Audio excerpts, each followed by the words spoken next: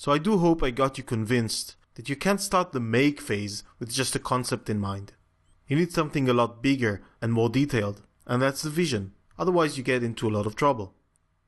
Now this vision thing is not something that's supposed to happen inside your head just out of nowhere like that.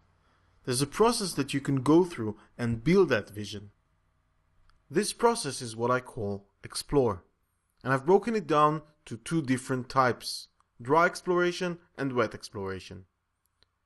Dry exploration is all about collecting information about what you're going to do.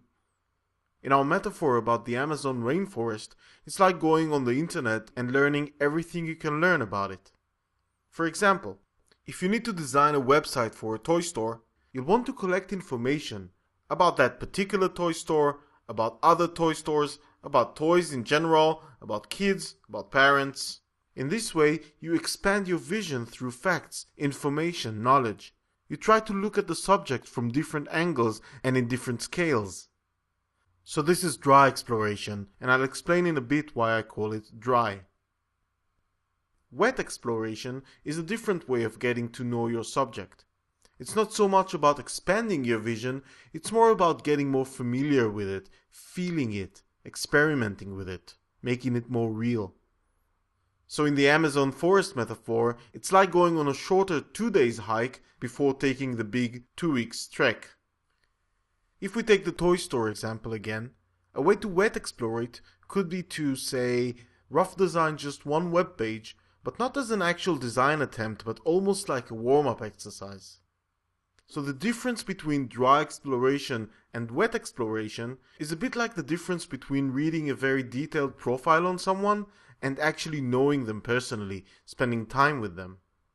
And it's not that one is better than the other, there's just two different ways of really understanding something, where the dry exploration satisfies the logical left brain and the wet exploration feeds the more sensual right brain. This is consistent, by the way, with the dry and wet thinking we've introduced in Go Capture, where we use the term dry capturing for left brain work and wet capturing for right brain work.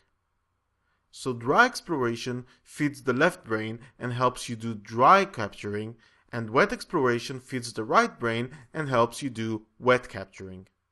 Okay? This idea of using the process to create synergy between the two big forces of logic and intuition, structure and flow, order and chaos, dry and wet, so that instead of competing with one another, they complement and support each other.